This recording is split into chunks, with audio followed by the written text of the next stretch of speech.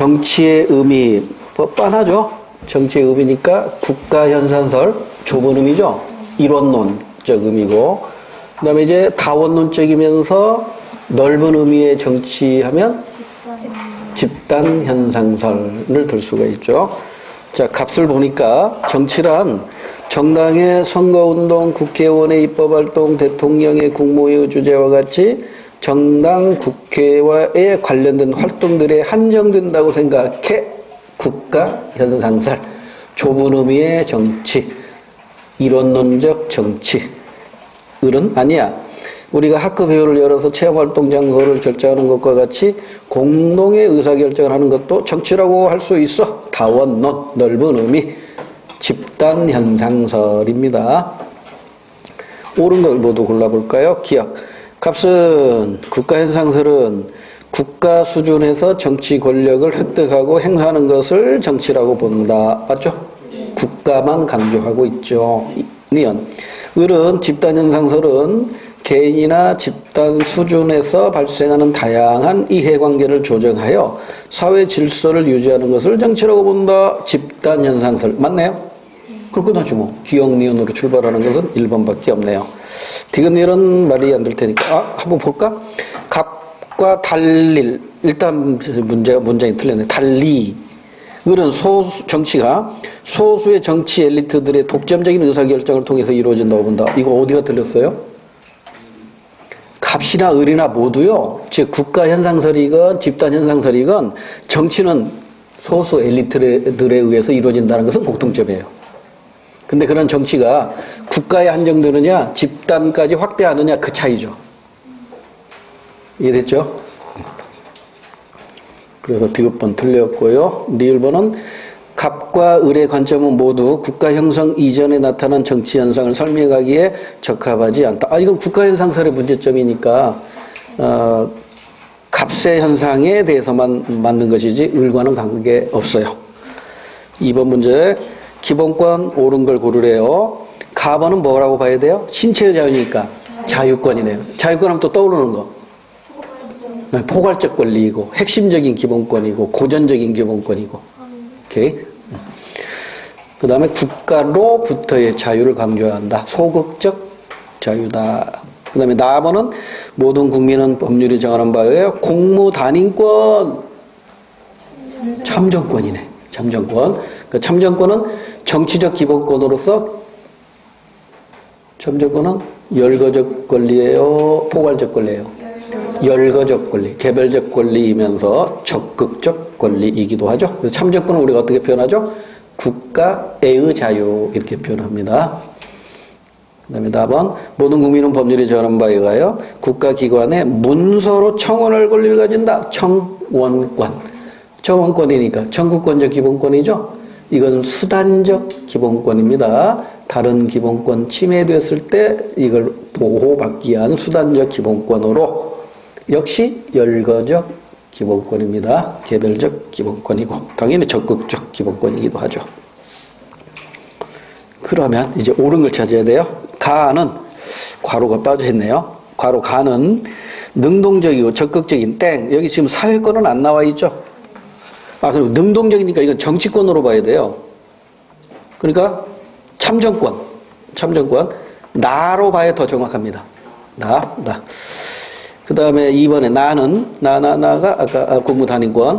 국민 주권주의를 실현하는 수단이 된다. 당연하죠. 나라가 주인이니까 나라 일에 직접 참여할 수 있는 거잖아요. 2번 정답이고요. 3번에 다는 청원권은 국가의 개입을 배제하는 방어적 성격. 국가의 개입을 배제하는 방어적 성격의 기본권은 가입니다. 신체 자유, 소극적 자유. 그 다음에 4번에 가는 나와 달리 현대 복지국가에서 중시된다. 땡. 가는 근대 국가에서 강조됐던 것이고, 나가 뭐냐면 참정권이잖아요. 오늘날 현대 국가에서 자유권보다는 참정권이 더 강조되고 참정권보다는 사회권이 더 강조되잖아요. 그래서 발달 순서가 자유권, 참정권, 사회권 이렇게 발달한다고 공부했어요. 넘어갈게요. 3번 문제. A에서 C에 대한 설명으로 옳은 것. 각각 고대 아테네 민주정치, 근대 민주정치, 현대 민주정치 중에 하나다. 이게 지금 역사적인 발전 과정이죠. 역사적인 발전 과정. 그래서 제가 이런 그림 그려드렸죠.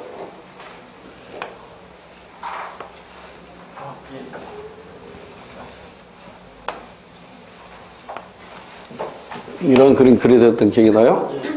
고대 아테네, 근대 시민혁명기, 현대 복지국가의 민주주의는, 고대 국가의 민주주의는 정치 형태로서 민주주의만, 근대로 오면 정치 형태에다가 뭐가 결합되죠? 이념으로서 또는 새로운 구성 원리로서 이렇게 연결이 되고, 그 다음에 현대 민주주의는 정치 형태로서 민주주의면서 이념으로서 민주주의면서 하나의 생활 양식으로서의 민주주의, 이렇게 발전해 나가잖아요. 그런데 이게 직접 민주정치, 간접 민주정치, 혼합 민주정치 이렇게 발전해 나간다고 봐도 크게 틀린 건 아니죠. 자, 그러면 이 기자를 보면 A, B는 대의제를 바탕으로 하고 있다는 공통점을 가지고 있다. 대의제를 바탕으로 하고 있다. 그러면 고대 사회에서는 대의제가 없었죠. 이거 직접 민주정치잖아요. 그러면 A, B는 둘 중에 하나겠네요. 근대 민주주의나 현대 민주주의. 반면 정치에 참여할 수 있는 시민의 범위에 차이가 있다. 한편 C는 정치 참여에 있어서 신분과 성별 등에 따라 제한을 두었던 점에서 일정 연령 이상의 모든 시민이 참정권을 부여한 B와 구별된. 그럼 B가 뭐예요? 현대 대중민주주의. 그럼 C는 뭐예요? 고대 아테네의 직접 민주정치 것이고, C가 A가 근대 시민혁명기의 민주정치가 되겠네요. 1번, A에서는 입헌주의 원리를 통해 민주주의를 추구한다. 정답. 입헌주의는 바로 근대 국가에서 등장한 원리니까요.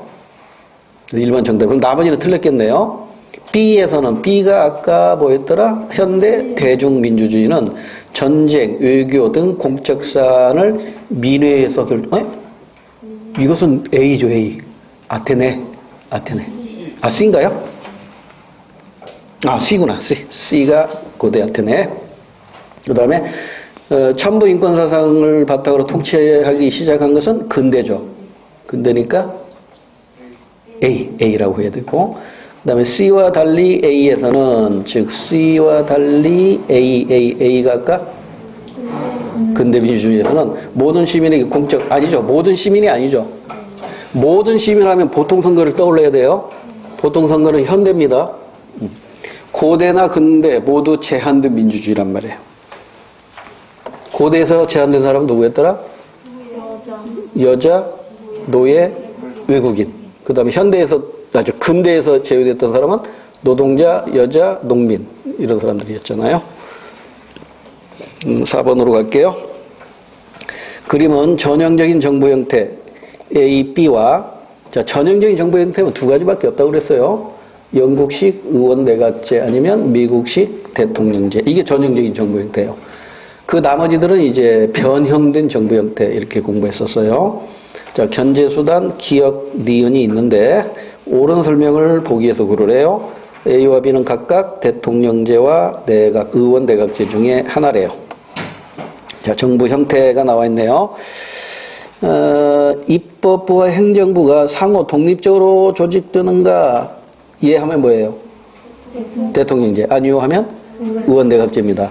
이걸 좀 말을 바꿔서 예전에 기출문제 이런 게 있었어요. 대통령제와 의원 내각제를 구분하는 기준은, 그 정답은 입법부와 행정부와의 관계. 이게 정답이었다고요. 그러니까 대통령제는 어떻게 돼요? 대통령제는 입법, 행정, 사법부가 있으면 이게 엄격히 독립이 된단 말이에요. 그러니까 입법부도 선거, 행정부도 선거, 사법부는 독립하죠? 독립시키죠? 의원 내각제는 어때요?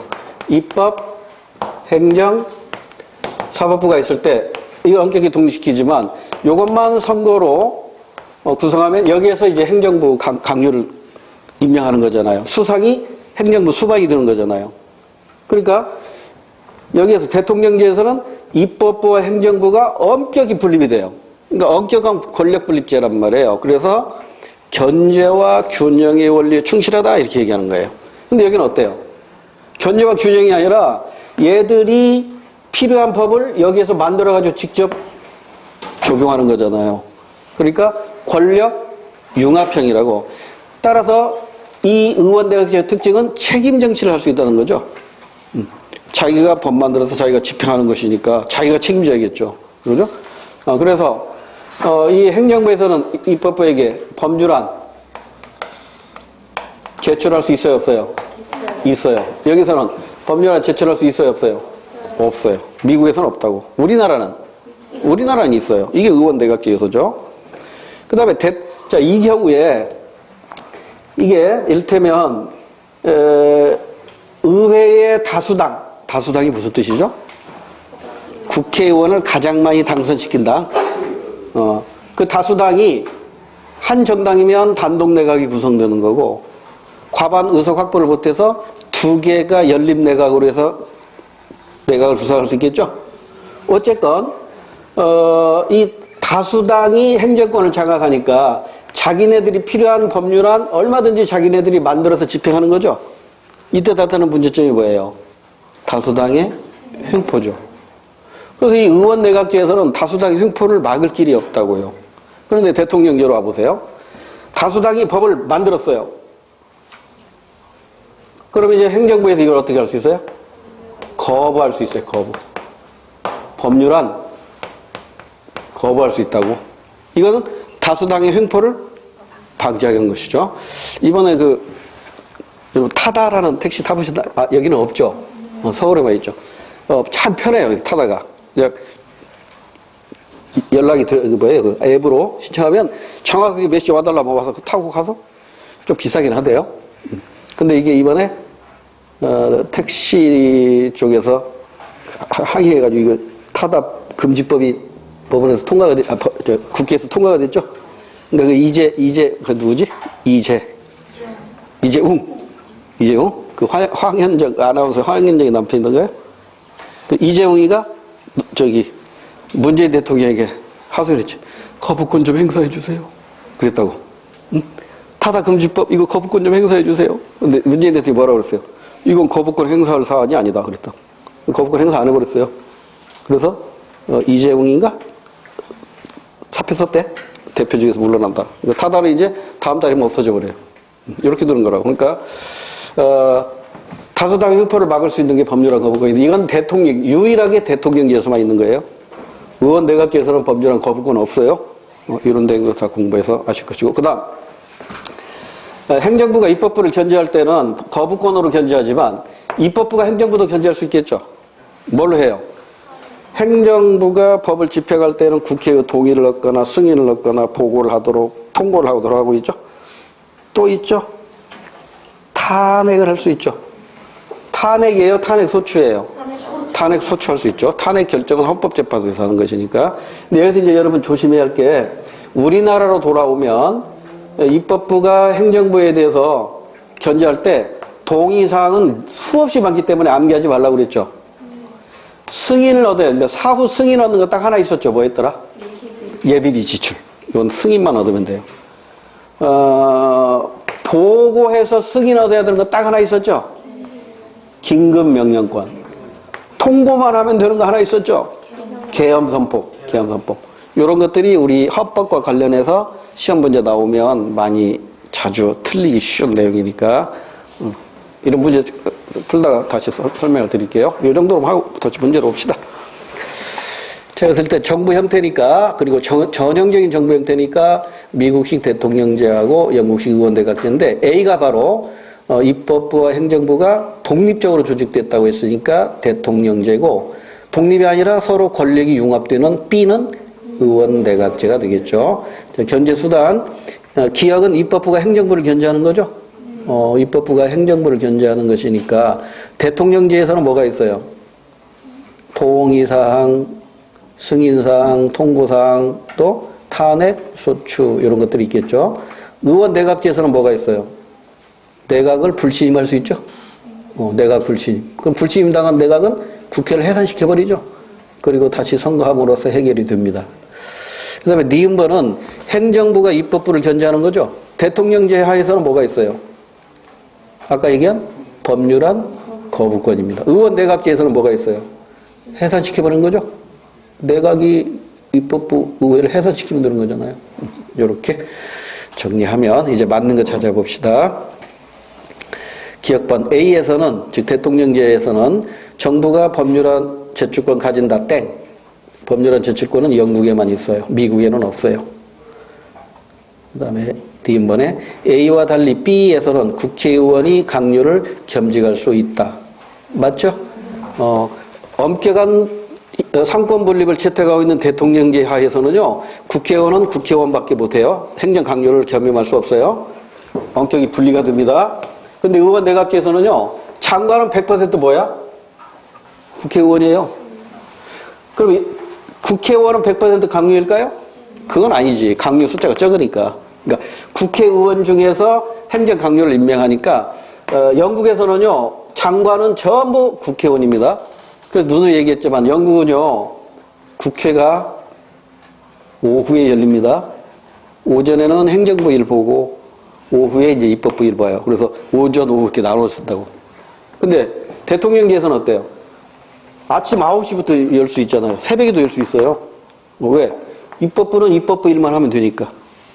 그러니까 이게 서로 다르다. 자, 그러면 2번은 맞고, 그 다음에 디귿번, 니은번 맞고 디귿번. B와 달리 A에서는 국가 원수와 행정부 수반의 권한이 동일인에게 부여된다. 맞죠? 자, 이게 지금 대통령제인데, 대통령제에서 수반이라는 뜻은 우두머리라는 뜻이죠. 입법부의 수반이 누구예요? 국회의장. 행정부의 수반, 대통령. 여기 국회의장, 대통령. 사법부의 수반, 대법원장이겠지? 대법원장. 그러면 이걸 통틀어서 국가를 외국에 대표할 때는 대통령이 한단 말이에요. 이걸 국가 원수로서의 지위라고 하는 거예요. 그러니까 대통령은 두 개의 지위를 가져요. 하나는 어떤 지위? 행정부 수반으로서 지위를 갖고, 또 하나는 국가 원수로서 지위를 가져요. 이게 대통령제라고. 그럼 영국으로 와볼까요? 영국은 의원 내각제잖아요. 의원 내각제인데, 자, 입법부 수반, 국회의장. 행정부 수반, 수상. 사법부 수반, 대법원장. 그러면 국가 원수는 수상이 아니란 말이에요. 국가 원수는 군주라고. 지금 현재 엘리자베스 2세요. 그러니까 의원 내각제는 항상 그 전제가 뭐예요? 입헌 군주제잖아요. 입헌 군주제. 대통령제는 그 전제가 뭐예요? 민주 공화제를 전제로 하는 거잖아요. 그러죠? 그러니까 대통령제는 민주 공화제를 전제로 하는 것이고, 입헌 군주 의원 내각제는 입헌 군주제를 전제로 하는 거예요. 그러니까 대통령제에서는 대통령은 두 개의 지위를 가져요. 행정부 수반, 국가 원수.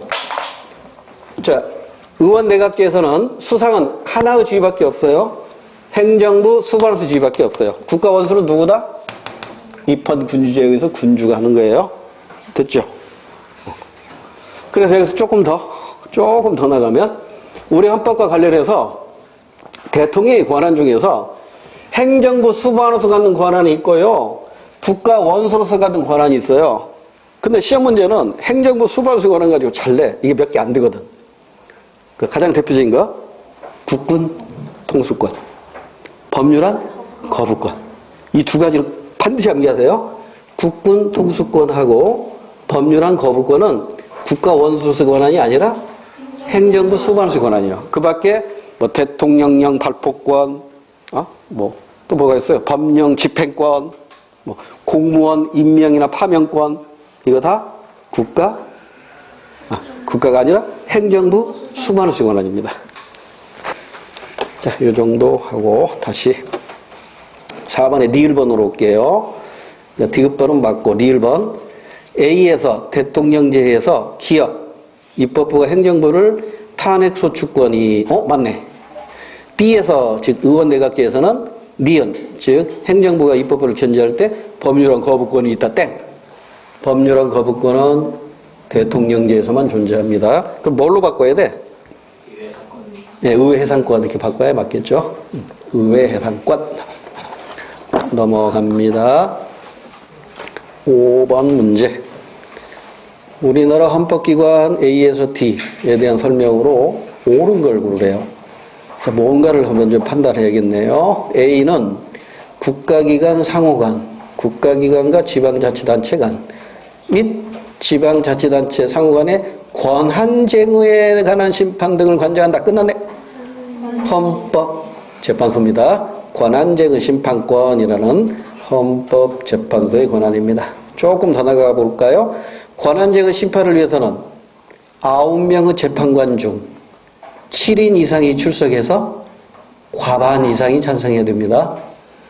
나머지는 4가지는요, 공통적으로 9명의 재판관 중 7인 이상이 출석하여 6인 이상이 찬성하면 돼요. 근데 유일하게 국가기관 국가기관 간의 쟁의 심판권만 9명의 위원 중, 재판관 중 7인 이상이 출석하여 과반 찬성으로 통과됩니다.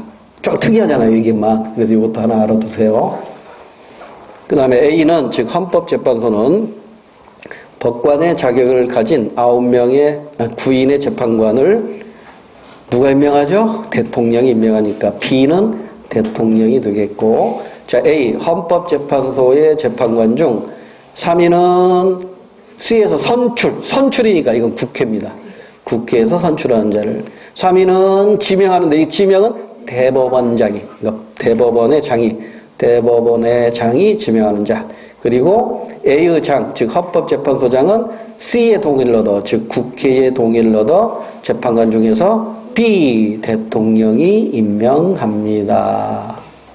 자, 이제 옳은 거 찾아봅시다. 1번. A는 위헌법률 심판 제청권을 가진다. 땡. 위헌법률 심판권이죠. 제청권은 누가 가져요? 법원입니다. 하나 더. 위헌법률 심판 제청 신청권은 재판 당사자. 재판 당사자는 제청 신청권을 갖는 거고요. 제청권은 법원이 갖습니다. 2번. B가 아까 대통령이었던가요? 예. 긴급 재정경제처분 및 명령권을 가진다. 정답. 이건 행정부 수반으로서의 권한이요, 국가원수로서의 권한이에요? 국가원수. 긴급명령권이잖아요. 국가원수로서의 권한입니다. 2번이 맞는 것으로 일단 정답이고요. 3번에 C가 아까 국회였죠. 국가의 예산안을 편성하고 심의 확정한다. 예산 편성은 정부고 심의 확정만 국회입니다. 여기도 틀렸고요. 그 다음에 D가 아까 뭐였더라? 대법원. 대법원은 국정을 감사하거나 조사할 수 있는 권한을 가진다. 땡. 대법원도 국정감사 조사의 대상이지 권한을 갖는 건 국회입니다. 국정감사 조사권은 국회의 권한이에요. 6번으로 갑니다. 법치주, 이거 이미 설명했었죠? 법치에 대립되는 건 인치. 법치에는 또 근대 국가에서는 형식적인 법치, 현대 국가로 오면 실질적인 법치. 그러면 실질적 법치를 실현하는 게 뭐죠? 제가 그때 설명할 때 그것은 제가 소개를 안 했던 것 같은데, 형식적 법치, 실질적 법치. 실질적 법치를 실현하기 위한 방안이 있잖아요. 그 대표적인 게 바로 위헌, 법률, 심판제도, 또 뭐가 있어요? 국민 소원제도, 그 다음에 삼권분립, 권력 분립제도, 이런 것들이 다 실질적 법치를 실현하기 위한 거란 말이에요.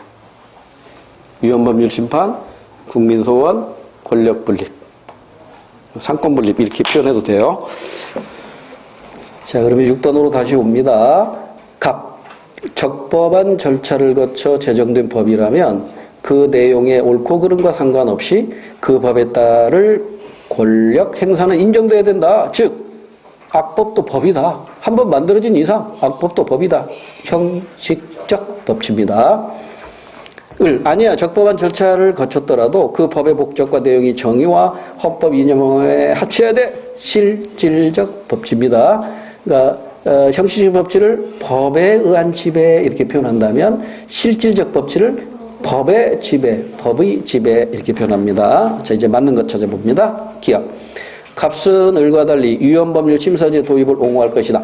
위헌법률 침사제 도입을 옹호하는 것은 실질적 법치를 주장하는 사람이니까 을은 값과 달리 이렇게 해야겠지.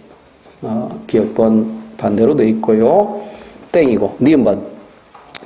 을은 값과 달리 법의 실질적 정당성을 중시할 것이다. 맞네. 을 실질적 법치주의. 니은번 맞아요. 디귿번. 을은 값과 달리 법이 독재자의 통치권을 강화하는 수단으로 사용되는 것을 용인한다. 이건 형식적 법치죠. 악법도 법일 때에 독재가 용인되는 거잖아요. 형식적 법치 대표적인 사례가 바로 우리나라는 유신헌법이고 세계적으로는 독일의 히틀러의 수권법이라고 공부했었죠. 디귿번은 틀렸고요. 리을번. 갑을 모두 통치 권력이 형식적 합법성을 갖춰야 한다고 생각해요. 맞죠 이건? 형식적 법치나 실질적 법치나 모두 합법성은 인정해요. 그런데 형식적 법치는 정당성만 인정하지 못하는 거죠. 실질적 법치는 정당성까지도 인정하는 것이고요. 7번으로 갑니다.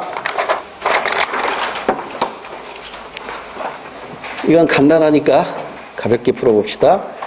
정치 참여 집단하면 옳은 걸 고르였는데 셋 중에 하나겠죠. 정당, 시민단체, 이익집단 셋 중에 하나인데 A가 뭐예요? 시민단체. B는? 후보자 공천한다고 했으니까 정당. C는 당연히 이익집단이겠죠. 그래서 이거 싱거워요. 정답은 2번밖에 없습니다. 중학생 문제 넘어가서 8번. 다음 사례에 대한 법적 판단으로 옳은 것. 갑 19살. 아무 말이 없을 때는 만으로 보세요. 만 19세입니다. 만. 그럼 미성년자는 아니죠? 네. 갑은 개를 데리고 공원을 산책하던 중 스마트폰으로 게임을 하느라 개의 목줄을 놓치고 말았다. 이 정도 하면 갑이 무조건 책임져야 됩니다. 이 동물 점유자의 책임, 특수불법행위에서 우리 공부했잖아요. 개의 소유자는 묻지 않아요. 점유자가 무조건 책임져야 돼요. 이때 잔디밭에 놀고 있던 을 7살. 개가 갑자기 달려들자 을은 개의 공격을 피할 다른 방법이 없어 길가에 세우던 벽의 자전거와 부딪혀 넘어졌대요. 이것도 긴급 피난의 일종으로 봐야겠죠. 이로 인해서 그 병의 자전거가 파손되고 을은 전치 2주의 부상을 입었대요. 그러면 그 책임을 개한테 물어야 돼요? 점유자에게 물어야 돼요? 점유자에게 물어야죠. 그러면 이제 옳은 것 찾아야 돼요. 1번. 갑은 병의 자전거 파손에 대해 고의가 없으므로 손해배상 책임을 지지 않는다. 아닙니다. 고의가 없더라도 과실이 없더라도 무과실 책임주의입니다. 상대적 무과실 책임이겠죠. 당연히. 일단 1번은 틀렸어요. 고의나 과실이 없더라도 손해배상해야 됩니다. 그 다음에 2번. 갑은 개의 소유자가 아닌 경우 갑은 을에게 특수불법의 책임을 지지 않는다. 땡. 소유자 따지지 않아요. 점유하고 있으면 무조건 동물 점유자가 원칙은 과실 책임이고 보충적으로 상대적 무과실 책임을 묻습니다. 그 다음에 3번. 을의 행위는 위법성이 없으므로 위법성 없나요? 을. 그렇다고 봐야겠네. 을의 부모는 병에게 책임 무능력자의 감독자 책임을 지지 않는다. 이거 맞네. 을은 꼬맹이잖아요. 꼬마. 7살짜리 꼬마. 그래서 부모는 병에게 책임 무능력자의 감독자 책임을 질 필요는 없어요. 그 다음에 병은 자전거 주인이죠. 민사조정을 거쳐야만이 손해배상 땡. 민사조정 거치지 않고 바로 손해배상 청구할 수 있습니다. 그래서 3번만 맞네요. 9번으로 갈까요? 우리 헌법의 기본 원리입니다. 가 하나를 먼저 골라야겠네. 가가 뭘까요? 근대적 의미의 헌법은 국가의 역할을 제한하여 개인의 자유와 권리를 최대한 존중하고 국민의 동의와 지지에 근거한 국가 권력 행사를 강조했다. 이를 실현해서 우리나라는 헌법의 자유민주주의 원리를 반영하여 기본권 보장, 법치주의 등을 규정하고 있다. 그러니까 가에 들어갈 우리 헌법의 기본 원리는 자유민주주의 원리고요. 그 다음에 나에 들어갈 것을 뭐가요? 그래서부터 읽어볼게요. 그래서 현대적 헌법은 국민의 생존권과 인간다운 생활, 끝났네. 복지 국가의 원리입니다. 그래서 가번이 자유민주주의 원리, 나에 들어갈 게 복지 국가의 원리니까 적절한 거 고르라고 했죠? 1번 남북분단 나왔네? 그럼 이것은 평화통일의 원리니까 가나 아무 것과도 상관이 없고요.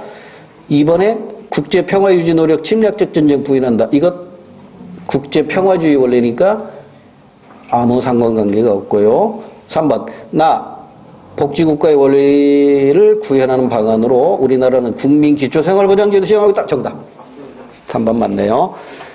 4번 나에 따라 복지국가의 원리에 따라 우리나라 헌법에서는 국가기관 상호 견제와 균형을 유지하도록 규정하고 있다. 이게 뭐 견제와 균형하고 복지국가 원리와 전혀 상관없어요. 오히려 자유민주주의 원리와 연결이 되겠죠. 4번은 나를 가로 바꿔야 정확하겠네요. 10번 가족 형태의 변화를 바라보는 관점. 가나 관점이니까 미시냐 것이냐, 또 것이라면 기능론이냐 갈등론이냐, 이걸로 구분해야겠네요. 가 현대사회에서 이혼과 재혼, 공동체 가족, 1인 가구의 증가 등 가족 형태의 변화는 자연스러운 현상이야. 이는 가족 내에서 경제적 우위를 갖는 남성 중심의 권위주의적인 전통 가족관계에 저항하여 이루어진 결과야. 갈등론이네요. 권위주의적인 전통적 가족관계에 저항해서 이걸 깨버린 거잖아요.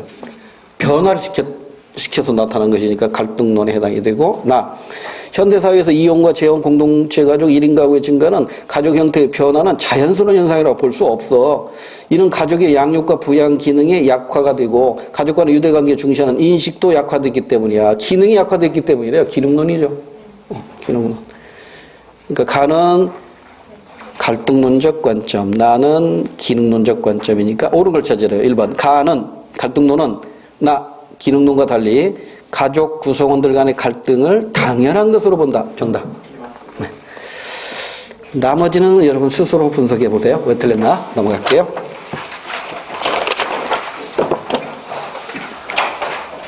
11번 옳은 설명을 보라겠는데요. 연구 목적, 흡연이 청소년 정서 발달에 미치는 영향. 미치는 영향이니까 실증적 연구 주제라는 걸 알 수 있죠. 그럼 여기서 인과관계를 따져야 되죠. 독립변수와 종속변수를 따질 수 있어야 되죠.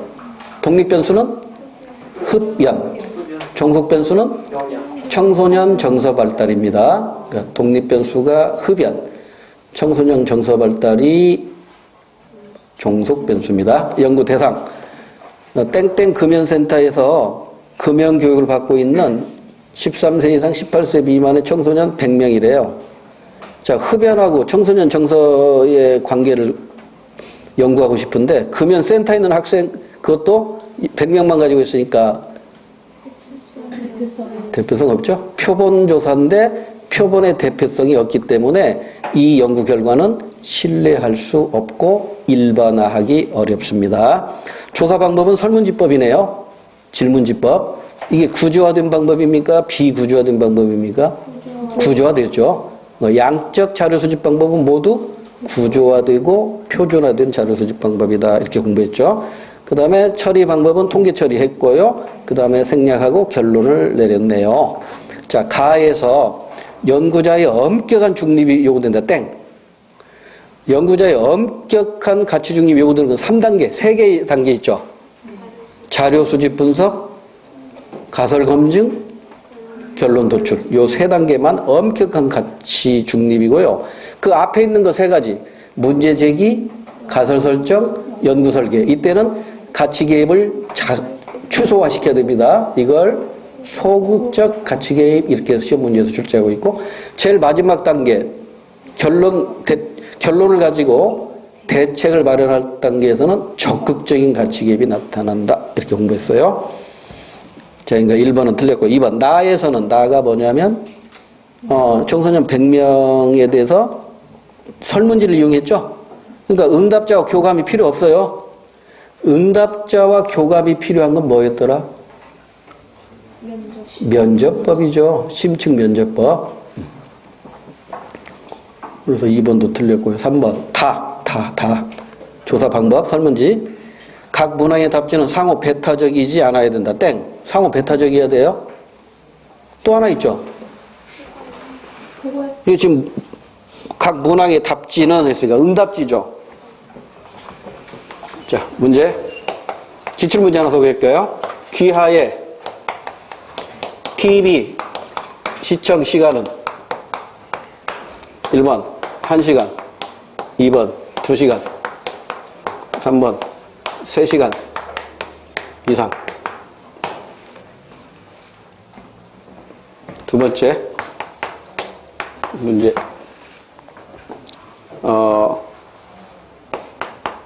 뉴스와 드라마는 어느 방송을 시청하느냐? 1번 KBS, 2번 MBC, 3번 JTBC. 이 정도만 할게요. 여기 하나 다시 해야겠다. 2시간에서 3시간. 자, 첫 번째 설문지 문제 있나요, 없나요? 있죠. 어떤 문제가 있죠? 귀하의 TV 시청 시간, 이게 정확하지가 않잖아요. 애매모호하잖아요. 하루의 TV 시청 시간인지 일주일의 TV 시청 시간인지 이게 언급이 없잖아요. 이게 수능 문제입니다. 뭐가 빠졌다? 하루 또는 일주일. 요게 빠졌단 말이에요. 하루 TV 시청 시간. 이게 들어야 된다고. 그러니까 질문은 항상 애매모호하면 안 돼요. 명확해야 돼요. 자, 두 번째 질문. 문제 있나요, 없나요? 있죠. 어떤 문제가 있죠? 두 가지를 한꺼번에 묻고 있잖아요. 뉴스는 JTBC 보고 드라마는 KBS 본다면 이거 어디다 대답해야 돼? 이것도 질문에 문제점이 있는 거죠. 자, 다시. 질문은 첫째, 애매모호하면 안 됩니다. 명확하게 질문을 해야 돼요. 두 번째, 두 가지를 한꺼번에 물으면 안 됩니다. 하나씩 물어야 됩니다. 자, 그 다음에 이제 응답지입니다. 응답지는 반드시 두 가지를 갖춰야 돼요. 배타성입니다. 어느 하나를 선택했을 때 다른 하나를 선택할 수 없어야 돼요. 여기 보세요. 세 개가 다 다르죠? 그러니까 어느 하나를 선택하면 다른 하나 선택할 수 없는 거죠? 배타성이 있죠? 그런데 MBN은 왜 없어? SBS는 왜 어디 간 거야? 포괄성이 없잖아요.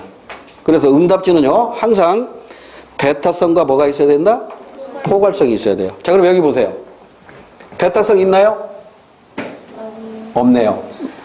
3시간 시청하는 사람은 여기다 해야 돼, 여기다 해야 돼. 어느 하나를 선택했을 때 또 하나 선택할 수 있잖아요. 그러니까 어느 하나를 선택했을 때 다른 선택과 같이 없어야 된단 말이에요. 이걸 우리는 뭐라고 한다? 배타성이라고 해야 된다. 그럼 포괄성이 있어요, 없어요? 그러면 30분 TV 보는 사람 어디다 해야 돼? 이거 포괄성도 없잖아요. 이해됐죠? 그러니까 이 1번 문항의 응답지는 배타성도 없고 포괄성도 없어요.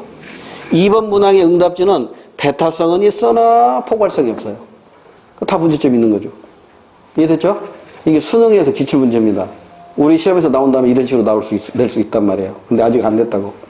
넘어갈게요. 자, 그래서 3번으로 다시 오면 각 문항의 답지는 상호 배타적이지 않아야 된다가 아니라 배타적이면서 또 하나 포괄적이어야 된다. 이렇게 해야 돼요. 배타적이면서 포괄성이 있어야 된다. 4번 마에서 얻은 결론은 청소년에 대해 일반화할 수 없다, 있다? 없다. 왜? 오케이. 뭐가 대표성이 없죠? 표본의 대표성. 청소년 100명 가지고는 표본의 대표성이 없어요. 그 다음에 12번으로 갑니다. 유사한 문제 같으네요. 조금 난이도가 높은 문제입니다. 이건 옳은 걸 고르라고 했어요. 연구자 값은 행복감의 소득 수준이 물질주의 가치관이 미치는 영향을 연구하고자. 여러분, 독립변수가 뭡니까? 행복감 큰 큰일 날 소리. 앞에 있으니까 독립변수고 뒤에 있으니까 종속변수라고 생각하는 사람들에게 함정을 준 문제입니다. 그렇죠. 소득수준과 물질주의 가치관이 행복감에 미치는 영향인데 문장을 살짝 바꿔치기 한 거잖아요. 따라서 독립변수는 소득수준과 물질주의 가치관, 이게 독립변수고요. 종속변수는 행복감, 이게 종속변수입니다. 이걸 연구하고자 전국의 30세 이상의 성인 중 1000명을 대상으로 설문조사한 걸 보니까 전수조사가 아니라 표본조사인데, 표본조사는 항상 따라다니는 게 대표성인데, 표본의 대표성이 있다 없다? 없습니다. 표본의 대표성이 있으려면 30세 이상의 성인 중 도시, 농촌, 지역별로 균형 있게, 또 소득별로 상중하 균형 있게, 또 성별로 남자, 여자 균형 있게, 또 학력별로 대졸, 고졸, 중졸 균형 있게, 이 균형 있게라는 말이 들어가야 돼요. 이게 없으면 무작위로 하는 거죠. 무작위로 1000명이건 10,000명이건 이건 아무리 많이 해도 대표성이 없어요. 분석 결과 삶에 대한 만족도는 월 평균 수입 정도와 정비례의 관계가 있죠. 삶에 대한 만족도는 뭘 가지고 개념을 조작적으로 정의했나요? 월 평균 수입 정도 가지고 했네.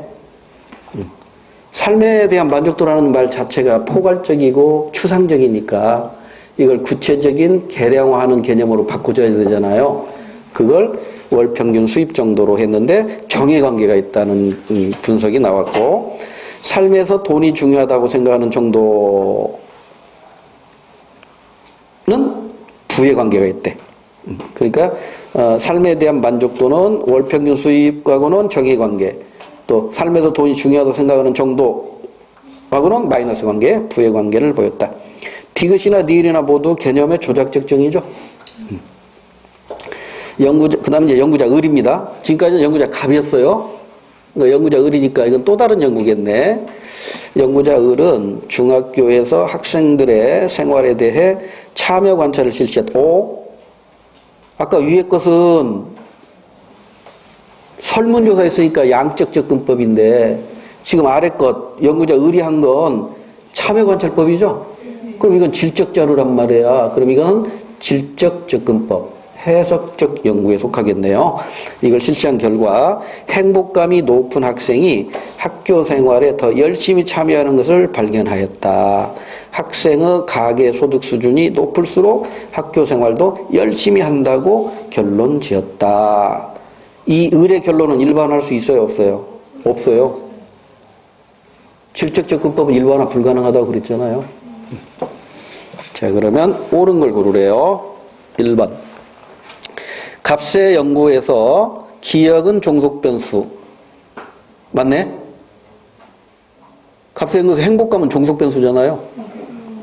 독립변수는 소득 수준과 물질주의 가치관이 이게 독립변수였으니까요. 그 다음에 니은은 30세 이상의 성인. 30세 이상 성인은 표본이에요? 전수예요? 전수로 봐야지. 모집단으로 봐야 되죠. 이 모집단 중에서 1000명을 골랐으니까 1000명에다 밑줄 그으면 이게 표본이 되겠죠.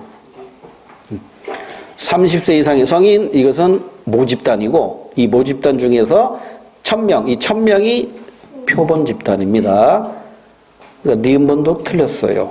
그 다음에 비읍번. 비읍번은 비읍이 뭐였어요? 행복감. 의뢰 연구에서 종속변수에 해당한다. 의뢰 연구에서 행복감이 높은 학생은 더 열심히 한다. 이것은 독립변수죠. 행복감이 높을수록 더 열심히 하는 거죠. 더 열심히 하는 것이 종속변수가 되는 거잖아요. 그러니까 여기 의뢰 연구에서는 행복감이 값과는 다르게 독립변수에 해당이 됩니다. 자, 그래서 1번 틀렸어요. 2번. 디귿, 니을은 월 수입 정도와 삶에서 돈이 중요하다고 생각하는 정도. 이거 다 숫자로 표시할 수 있는 거잖아요. 그래서 연구에서 독립변수에 대한 조작적 정의다. 이거 맞네. 수량화, 계량화하는 작업. 이게 조작적 정의라고 그랬죠. 양적 접근법에서만 필수적으로 나타나는 게 조작적 정의입니다. 2번 정답이고요. 3번은 미음으로 보아. 미음이 뭐였어요? 미음이 안 보이네? 부의 관계를 보였다. 그러니까 만족도, 삶에 대한 만족도하고 삶에서 돈이 중요하다고 생각하는 정도는 마이너스 관계니까 가설 검증에 실패했나요? 실패했다는 거 어떻게 알아? 가설이 지금 안 나와 있잖아. 가설이 나와 있어야 이 검증 결과 성공했는지 실패했는지를 알 수 있는데 지금 입기 자료 안에 가설이 안 나와 있다고요. 그러니까 가설 검증이 수용됐는지 기각됐는지 성공했는지 실패했는지 알 수 없다. 그래서 3번 틀렸고요. 4번 시옷은 병이 연역적 과정 뭐야? 병이 왜 갑자기 병이 나오지? 못한가? 병이 연역적 연구 과정을 통해 도출한 타당한 결론이다. 지금 이 기자로서 병이 없었잖아요. 그리고 시옷은 의리한 것이니까 병을 을로 바꾸세요. 시옷은 의리 연역적 연구 과정을 통해 도출한 타당한 결론이다. 땡. 이 질적 접근법은 연역적 과정이 아니라 귀납적 과정을 거칩니다. 양적 접근법이 연역적 과정을 거치는 거예요. 왜? 가설 단계가 있으니까. 됐지요? 넘어갑니다.